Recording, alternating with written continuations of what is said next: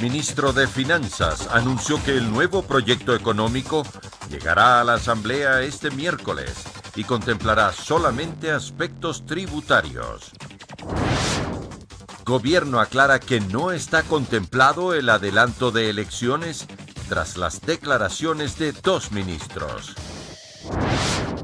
Fiscalía llamará a 170 testigos para la audiencia de juicio en el caso Sobornos 2012-2016. Entre ellos constarán los testimonios anticipados de Laura Terán y Pamela Martínez. Trágico accidente de tránsito cobró la vida de 3 personas. El camión en el que viajaban perdió pista y se volcó en el cantón Pelileo en la vía Cótalo-Chambac.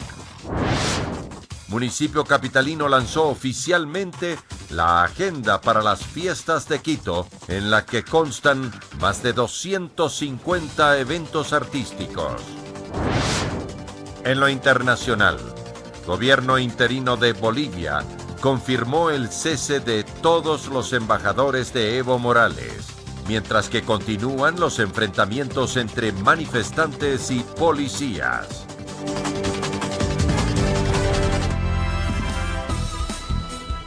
Martes 19 de noviembre del 2019, amigos, es un gusto estar nuevamente con ustedes aquí en emisión estelar del Comercio TV con lo más destacado en esta jornada.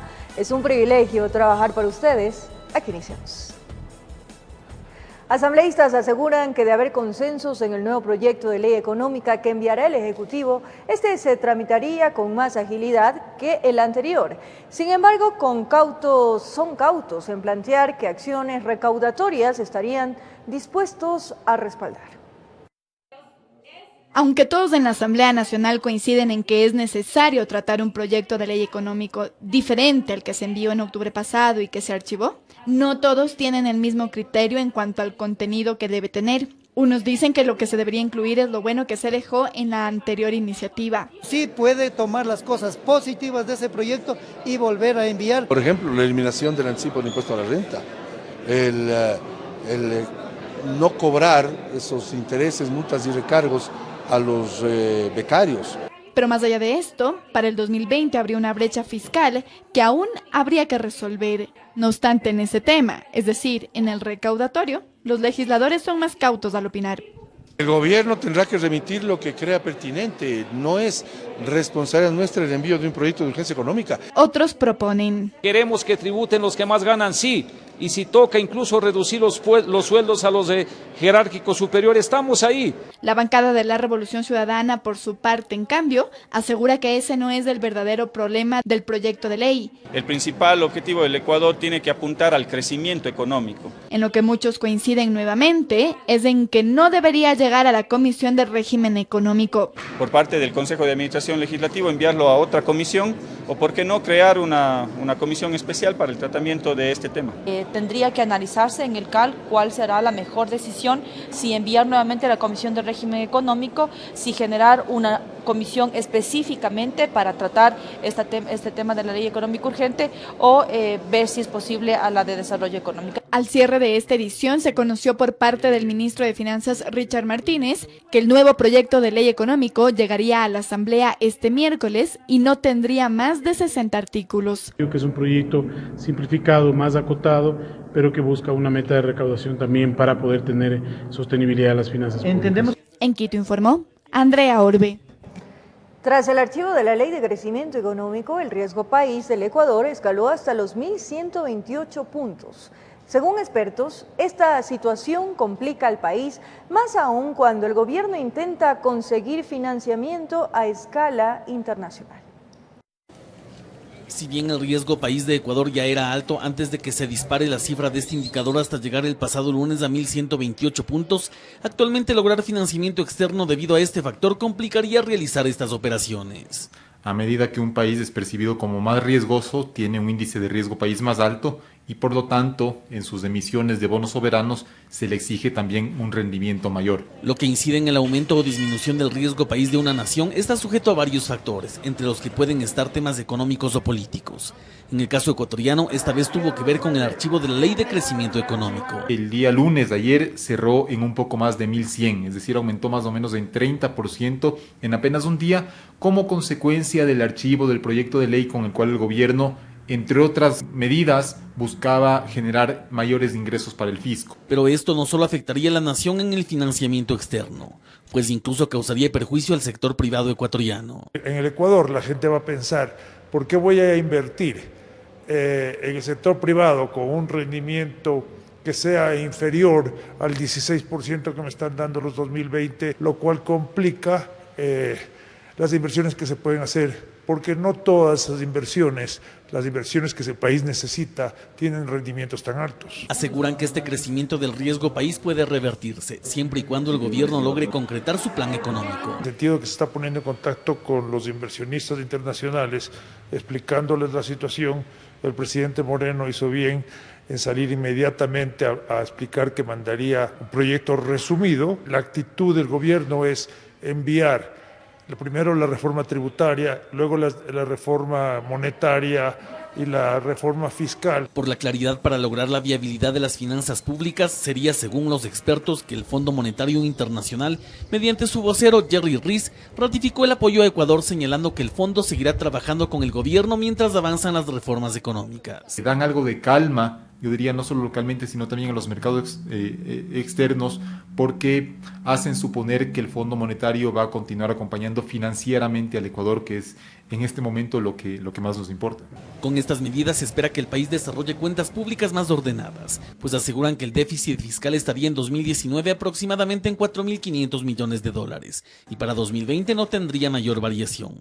Para conseguir este objetivo, el recortar el gasto público es solo una de las alternativas. Sin embargo, dicen que es necesario ingresos permanentes que en consecuencia están relacionados obligatoriamente con tributos, informó Javier Rosero. En el marco de un posible juicio por el caso Sobornos 2012-2016, la Fiscalía llamará a alrededor de 170 testigos, en los que se incluiría Fabricio Correa, hermano del expresidente Rafael Correa. El proceso legal investiga 24 procesados por supuestos financiamientos ilegales a las campañas de Alianza País. En la continuación de la audiencia preparatoria de juicio en contra de 24 personas procesadas por el caso Sobornos 2012-2016, que comprende al expresidente Rafael Correa, el ex vicepresidente Jorge Glass y los exministros Vinicio Alvarado, Alexis Mera, María de los Ángeles Duarte y Walter Solís, la Fiscalía General del Estado informó que convocará a 130 personas a rendir su testimonio en caso de un eventual juicio y pidió la reproducción de los testimonios anticipados de Laura Terán, Pamela Martínez y del brasileño José Concienciao Santos. Asimismo, solicitó la comparecencia de 40 peritos para que expliquen los detalles y conclusiones de los análisis realizados con respecto a este caso. Entre los testigos anunciados estarían Galo Mora, ex secretario del Movimiento Alianza País, Gustavo Baroja, ex prefecto de Pichincha, Geraldo Pereira de Sousa, ex jefe financiero de Odebrecht, Fabricio Correa, hermano del expresidente Rafael Correa, y demás funcionarios relacionados con el correísmo. La jueza Daniela Camacho suspendió la audiencia y señaló que su reinstalación será este 20 de noviembre a las 14:30, con la finalidad de brindar a los abogados defensores las facilidades para que se revise el expediente fiscal y ejerzan la legítima defensa de sus representados. Bueno, la Fiscalía General del Estado ha enumerado una serie de contratos en las que aparentemente se habrían suscrito a través del Ministerio de Obras Públicas y de Senagua en tiempos y en fechas en las que el ingeniero Solís ni siquiera se encontraba a cargo de esas carteras de Estado, ni tampoco ha suscrito esos contratos. Eso nosotros lo presentaremos como prueba. Los procesados son investigados por cohecho, asociación ilícita y tráfico de influencias dentro del caso Sobornos 2012-2016, informó Marilyn Jaramillo.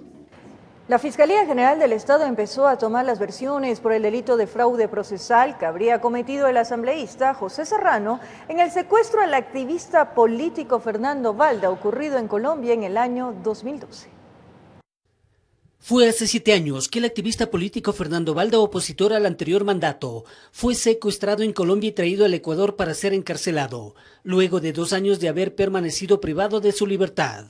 Inició acciones legales por secuestro, y ya que lo habrían traído, a pesar de tener el estatus de refugiado en el vecino país, según refirió. Por el delito fueron sentenciados a 1 año, 9 meses, 22 días, los agentes de inteligencia Raúl Chicaiza y Diana Falcón, quienes desde el pasado mes de agosto gozan del régimen semiabierto, lo que antes se conocía como prelibertad. En el proceso legal también se responsabilizó a Pablo Romero, ex titular de la Secretaría Nacional de Inteligencia SENAIN, quien se encuentra prófugo en España, y el expresidente Rafael Correa, quien tampoco ha enfrentado a la justicia ecuatoriana por encontrarse en Bélgica. Sin embargo, Balda hoy fija su mirada en José Serrano. Por el posible delito de fraude procesal.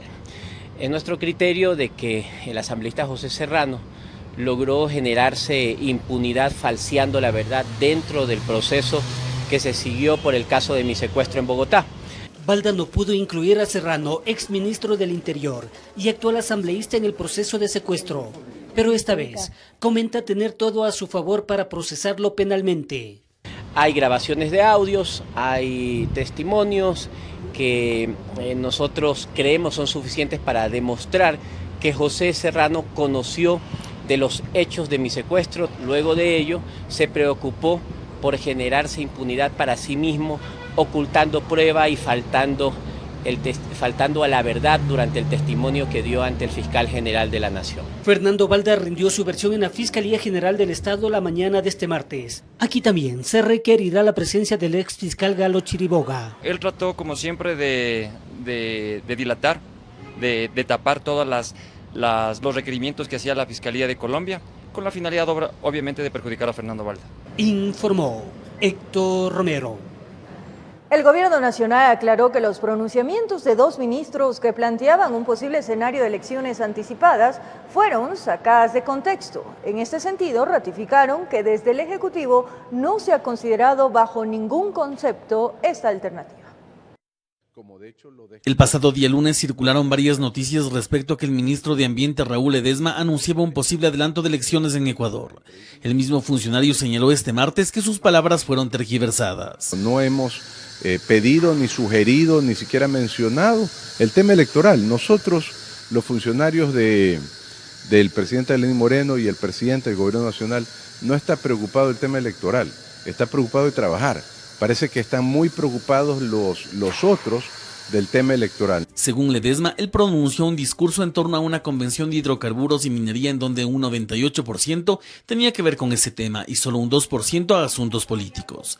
Dice que ahí se refirió a la conducta de algunos legisladores, prefectos y alcaldes que hablaron sobre la ley económica y su potencial archivo. Sin embargo, lo que se recoge es ese 2% que es el tema político, que por supuesto había que también decirlo. Lo que yo dije fue que obviamente había un anticipo de campaña electoral visibilizado en la conducta de algunos de los congresistas, de los asambleístas. En ese contexto, el secretario de Comunicación, Gabriel Arroba, también ratificó que no existe la posibilidad de un adelanto de elecciones. El gobierno nacional, ante las declaraciones hechas por 2 ministros de Estado, que entendemos fueron sacadas de contexto, aclara que no se ha considerado en ningún escenario el adelanto de elecciones. También el ministro de Energía saliente se había pronunciado sobre ese tema. Él dijo que siempre se analizan este tipo de cosas, mas no conocía si eso iba a suceder. Siempre está el aspecto de la muerte cruzada, donde el presidente puede legislar por 6 meses antes de las nuevas elecciones. Son todas cosas que están en el radar por ahora, pero no ha habido una decisión y eso le corresponde al señor presidente de la República. Posterior a estas declaraciones, desde el Ejecutivo se espera que este tema, además de aclarado, quede superado, pues como lo indicaron, no existiría posibilidad alguna de llamar a elecciones anticipadas, informó Javier Rosero. Atención, el presidente Lenín Moreno designó a José Augusto Briones, que se venía desempeñando como secretario de la presidencia, como nuevo ministro de Energía, en reemplazo de Carlos Pérez, que renunció al cargo por temas personales. El presidente de la República, Lenín Moreno, mediante decreto, aceptó oficialmente la renuncia del ministro de Energía, Carlos Pérez, y designó en su reemplazo a José Augusto Briones, quien se desempeñaba como secretario general de la presidencia. José Augusto Briones ya ha ocupado varios cargos políticos. El último habría sido el de secretario nacional de Planificación y Desarrollo. Desde noviembre del 2018 se venía desempeñando como secretario de la presidencia. Entre los retos del nuevo ministro estarían los temas de la energía. En minería, el nuevo funcionario debe tomar acciones para que se reactiven los proyectos de Río Blanco y Loma Larga en el Azuay. Además, participará como parte de los directorios de las empresas petroleras, eléctricas, entre otras funciones. Carlos Pérez había hecho conocer su dimisión hace unos días y aseguró que su salida se debería a temas personales. Él asumió el cargo de ministro de Hidrocarburos el 24 de mayo del 2017 y sus tareas se ampliaron el 15 de mayo del 2018, cuando el primer mandatario ordenó la función de las carteras de hidrocarburos, electricidad y minería. Joana Pesantes, quien actualmente es secretaria jurídica, quedaría a cargo de la Secretaría General de la Presidencia. Informó Patricia Aldaz. Momento de nuestra primera pausa, amigos televidentes, aquí en Emisión Estelar del Comercio TV. Más adelante está listo el nuevo modelo del examen Ser Bachiller, el cual se aplicará desde enero del 2020. Los detalles en breves minutos.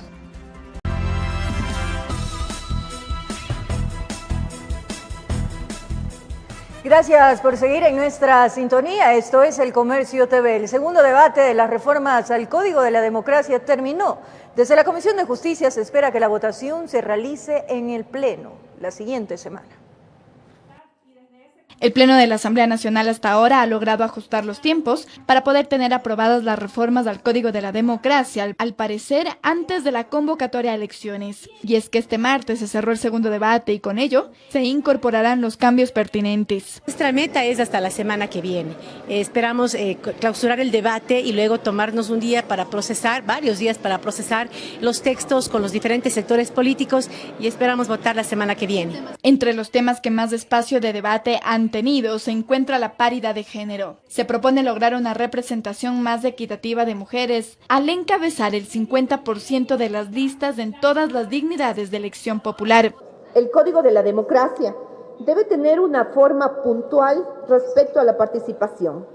Es decir, que las mujeres también encabecen las listas de participación democrática. Si tuviéramos transparencia, gasto electoral, tuviéramos otra lista de paridad y otra lista de justicia electoral. También se ha hablado sobre la eliminación de distritos y el debate obligatorio para los candidatos. Este Código de la Democracia debe proteger los derechos de las minorías y plantear los mecanismos para superar la discriminación, la exclusión y las diferencias de oportunidades. Tal y como van las cosas, para febrero ya existiría un nuevo cuerpo normativo que fije las reglas de las presidenciales del 2021. En Quito informó Andrea Orbe. Luego de que el gobierno ecuatoriano diera por terminado el convenio de salud con Cuba, el primer grupo de 173 médicos cubanos retornaron a su país. Esto mientras que el proceso para llenar esas vacantes sigue su curso.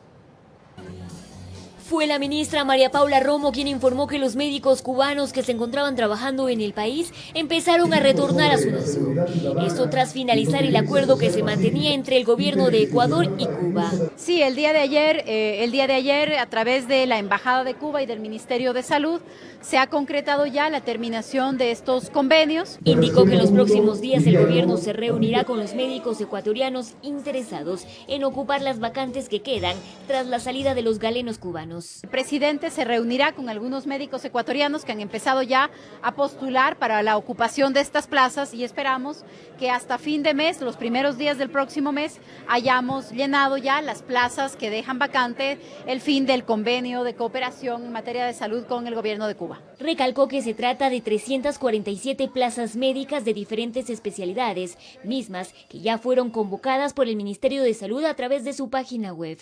Sobre todo fisioterapia y especialidades oftálmicas son el mayor número de especialistas, también algunos técnicos en imagenología, y es lo que el Ministerio de Salud está convocando para que los médicos puedan presentarse, postularse. ¿Cómo se está haciendo? A través de la página del Ministerio de Salud ustedes van a poder ver en qué lugares están esas plazas disponibles y se puede entregar la documentación ya sea por vía web o en las coordinaciones zonales del Ministerio de Salud.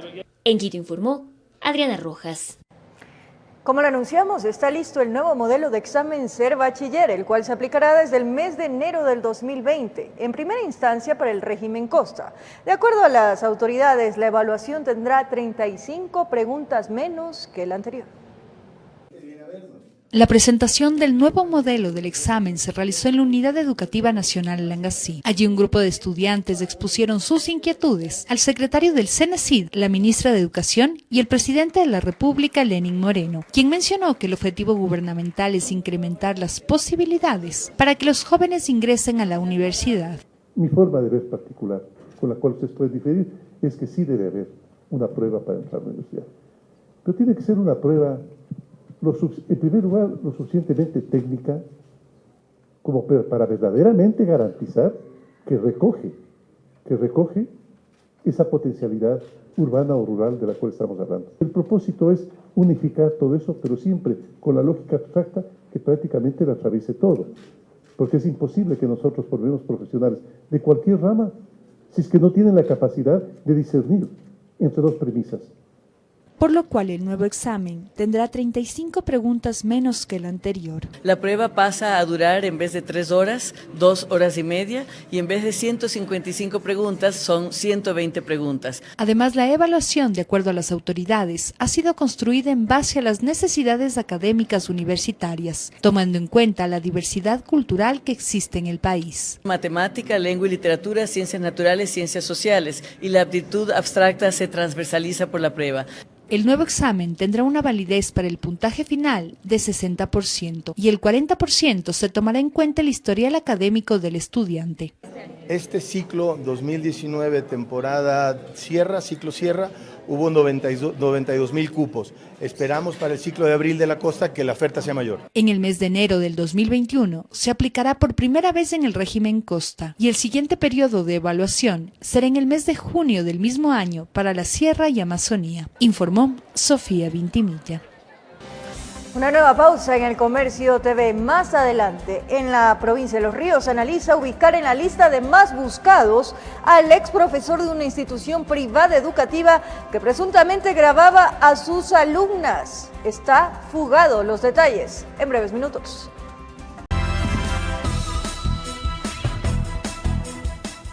Regresamos. Se firmaron convenios de financiamiento entre el Banco de Desarrollo del Ecuador y gobiernos locales de la provincia de Orellana por al menos 40 millones de dólares. Estos montos se invertirán en obras que beneficiarán a aproximadamente 400.000 personas.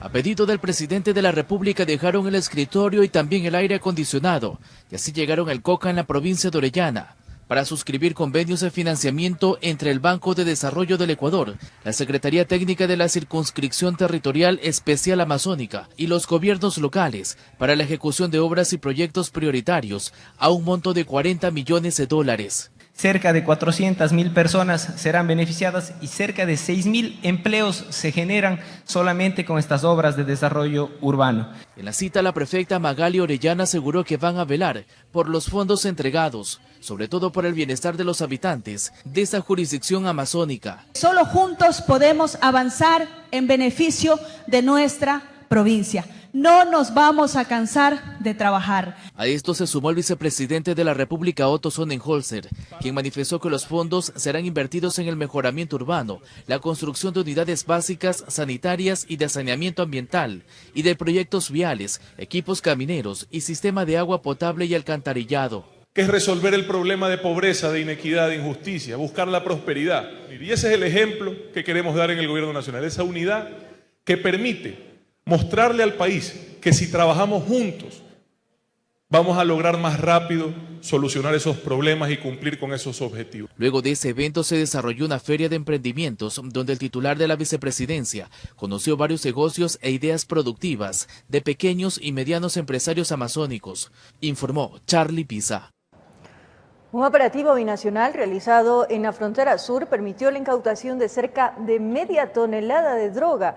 El decomiso del cargamento que tenía como destino el mercado internacional se ejecutó en territorio peruano. Un trabajo coordinado entre las policías de Ecuador y Perú permitió dar un certero golpe a una organización internacional dedicada al tráfico de drogas. Agentes de la Unidad de Investigación Antinarcóticos llegaron hasta un aparente centro de acopio ubicado en Cariamanga, pero la droga estaba ya al otro lado de la frontera, es decir, en territorio peruano. La operación se la desarrolló en conjunto, porque los medios ya no nos permitieron desarrollar la operación acá. La policía peruana estaba notificada de la movilización del alucinógeno, no demoró en llegar hasta el sector de Remolinos, donde encontró a 2 vehículos que estaban en proceso de encaletamiento de los bloques, tenían un doble fondo. En la buseta encontraron 84 paquetes, en el camión 306 ladrillos, en total 390 bloques, cuyo peso alcanzó los 470 kilos de cocaína. En el lado peruano avanzaban en vehículos pesados hasta los puertos donde iban a salir para el exterior. Saben que la droga hasta Loja, Cariamanga, llegó desde Colombia. Lo que no tienen certeza si pasó por Carchi o Sucumbíos hasta la frontera sur, cubren el trayecto por tierra. El cargamento estaba destinado para mercados internacionales. Esta organización seguramente se sentía más segura sacando por el país del Perú y no por los puertos ecuatorianos. Es decir, utilizan territorio ecuatoriano como ruta de paso en el largo trayecto terrestre. Ecuador, sin ser país productor, es uno de los países que ha decomisado importantes cargamentos de droga y ya está cerca de las 70 toneladas en este 2019. Las organizaciones utilizan pasos de tercer orden. En lado peruano, 2 personas fueron detenidas. En Quito informó Iván Casamen. En la ciudad de Machala fue desarticulada una presunta estructura delictiva dedicada a diferentes delitos. Los sospechosos fueron capturados luego de asaltar un cyber.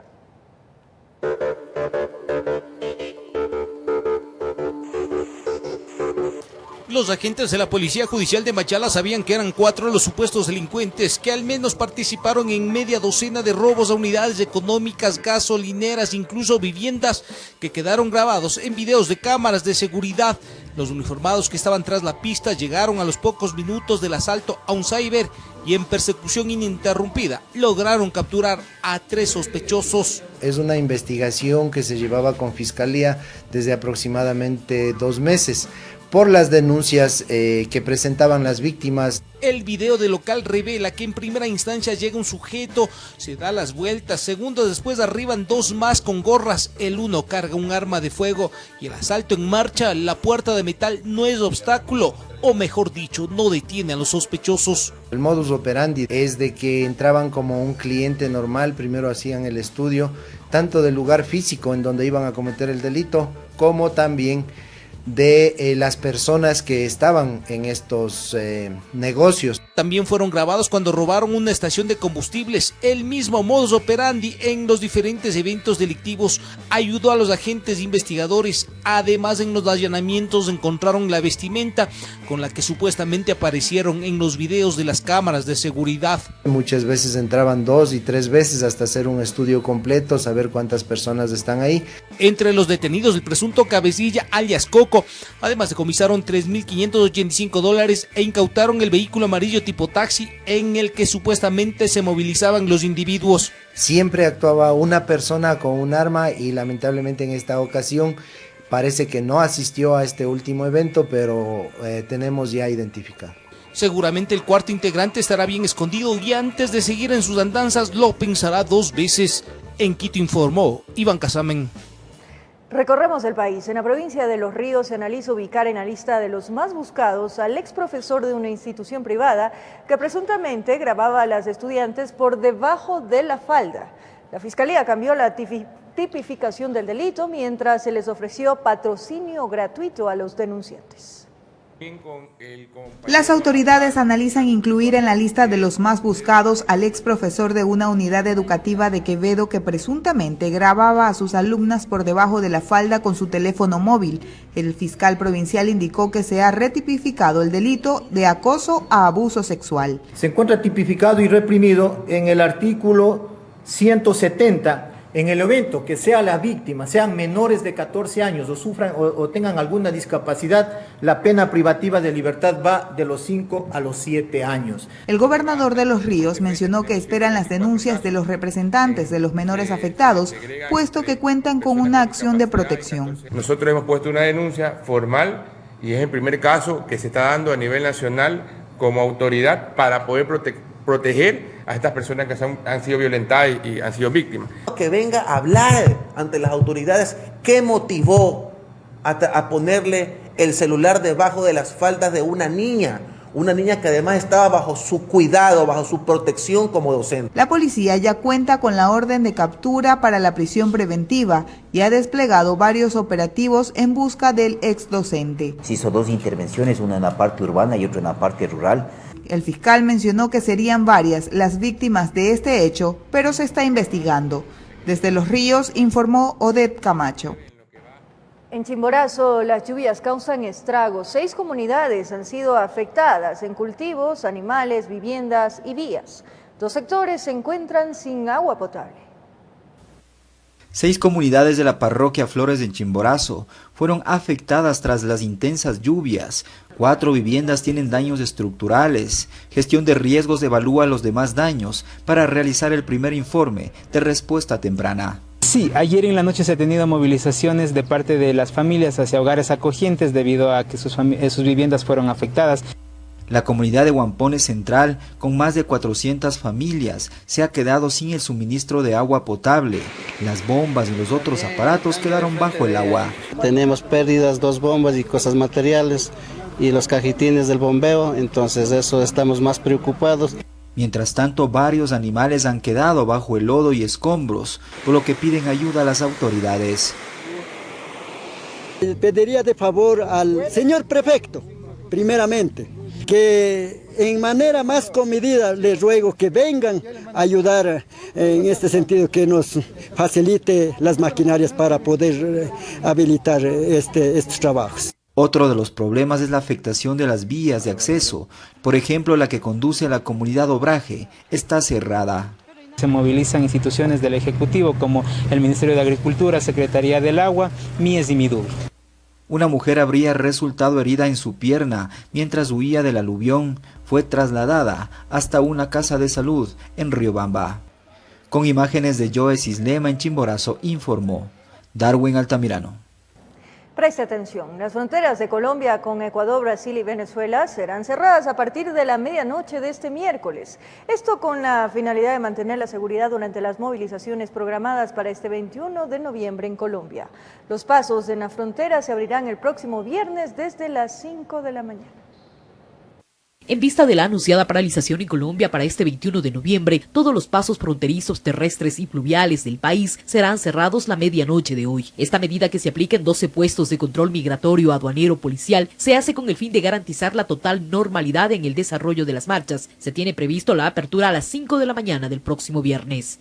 A partir de hoy a la medianoche, todos los pasos terrestres y fluviales que conectan Ecuador con Colombia serán cerrados. En este caso, el puente internacional de Rumichaca, en el sector de San Miguel, Putumayo y Chiles-Tupiño. Son los 3 sectores de frontera que serán cerrados. Con el fin de atender cualquier situación que se pudiese llegar a presentar durante el cierre de frontera, la policía se mantendrá vigilante, incluso bajo coordinación con sus similares en Ecuador. Ahorita puertas del jueves 21 que tenemos el paro, pues nuevamente estaremos atentos también de ese tema y lo que se nos pueda presentar, que van a contar con todo el apoyo de la Policía Nacional. Personal del Cuerpo de Bomberos de Ipiales se mantendrán concentrados. Solicitaron establecer una sola línea de emergencia y que exista la seguridad del personal para poder realizar el trabajo durante las manifestaciones. La importancia de que se puedan activar la red de comunicaciones con las autoridades de seguridad principalmente. La medida de protesta se la realiza en todo el país colombiano por las nuevas medidas que serán anunciadas por el gobierno. Se habría establecido por los dirigentes que se ejecuten marchas en las capitales departamentales. Sin embargo, Ipiales tendrá movilizaciones. Los afectados no solamente somos los trabajadores, sino los afectados son los estudiantes, son las amas de casa, toda la gente humilde, la gente de estratos 1 y 2, seremos afectados si se logra implementar el paquetazo del gobierno Duque. En el departamento de Nariño hasta el momento hay 4 dirigentes sociales indígenas que han sido asesinados, mientras que a nivel nacional el número se incrementa sin aparente respuesta del gobierno. Ya llevamos más de 250 indígenas que han asesinado y el gobierno hasta ahora no se ha pronunciado y no han capturado a ninguno de los que ha cometido estos actos de criminalidad. Con imágenes de José Cedeño desde Ipiales, Nariño, informa Miriam Enríquez. Al volver de la Quito se prepara para festejar sus 485 años de fundación. Más de 250 eventos se realizarán en todo el distrito metropolitano. Artistas nacionales e internacionales serán el atractivo. Quito ya tiene agenda para celebrar sus 485 años de fundación. Una amplia programación estará vigente para celebrar por todo lo alto a la Carita de Dios. En el distrito metropolitano habrá actividades en el norte, centro, sur y los valles. Festividades que arrancan desde este 22 de noviembre y finalizan el 7 de diciembre. Vamos a tener aproximadamente 250 eventos por las fiestas de Quito. Este 22 de noviembre arrancan las fiestas con el pregón en la Plaza de San Francisco, donde tendremos a Hachigua tomándose la plaza mientras los Proyecto Coraza están tocando en el escenario, y también va a estar la banda 24 de mayo. De su lado, el 3 de diciembre en el Estadio El Jirón de Chillogallo, Luis Mateus le pondrá el toque vallenato a las festividades, junto a los 4 del Altiplano y la Señora Cumbia, mientras que en el Parque Central de Calderón, Luis Mateus cerrará el concierto al que también asistirán Ceci Narváez, Máximo Escaleras, La Bailanta y bandas de pueblo. El 4 de diciembre en la Tribuna del Sur, Chino Miranda, Óscar de León, Heredia y Tierra Canela deleitarán a los asistentes, mientras que Jerry Rivera pondrá el toque salsero ese mismo día en la Tribuna de los Chiris. El 5 de diciembre en la Plaza de San Francisco, Mocedades desde España, Margarita Lazo y la orquesta Azuquito serán el atractivo. Mientras que el 6 de diciembre Magneto y Mercurio junto a Cristian Castro y Audi se presentarán en el Parque Bicentenario. Y el 7 de diciembre, con gran expectativa, Nicky Jam, Marqués y Alex Sensation estarán deleitando a los asistentes en el Festival Urbano Quitumbe. Aparte de esto, en los barrios, en las parroquias rurales, tenemos 125 eventos en las zonales de Quitumbe, en Olaya del Faro, en la zonal centro, la Mariscal Eugenio Espejo, la Delicia Calderón, Tombaco y Los Chillos. Es así como Quito pretende celebrar un año más de su fundación, con música, baile y eventos gratuitos por toda la ciudad, informó Marilyn Jaramillo. Desde ya, viva Quito. Con esto nos despedimos, amigos. Gracias por su compañía o cariño, pero sobre todo, fiel sintonía. Un abrazo grande. Ya viene TVC Deportes.